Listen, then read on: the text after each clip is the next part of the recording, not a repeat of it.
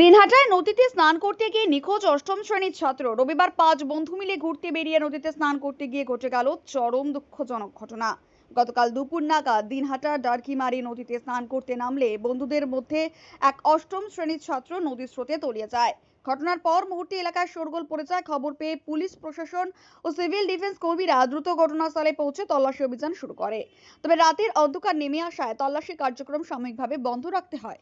স্থানীয়দের দাবি, আজ আবারও উদ্ধার অভিযান চালানো হতে পারে। নিখোঁজ ছাত্রের বাড়ি দিনহাটা বোর্ডিং পাড়া এলাকায়। তার খোঁজে পরিবারের সদস্যদের পাশাপাশি গোটা এলাকায় উদ্বেগের পরিবেশ সৃষ্টি হয়েছে। আপনি কি বাইক বা স্কুটার কেনার কথা ভাবছেন? তাহলে এখনই চলে আসুন দিনহাটা ইয়ামাহা অটো সেন্টারে এবং নিজ হাতে পছন্দ করে নিয়ে যান আপনার স্বপ্নের বাইক বা স্কুটার। আমাদের এখানে রয়েছে বিভিন্ন মডেলের বাইক ও স্কুটারের বিশাল সমাহার। রয়েছে স্বল্প ডাউন পেমেন্ট, ন্যূনতম ডকুমেন্টস ও সহজ ইএমআই এর সুবিধা। এছাড়াও রয়েছে যে কোনো কোম্পানির পুরনো গাড়ি এক্সচেঞ্জের সুবিধা।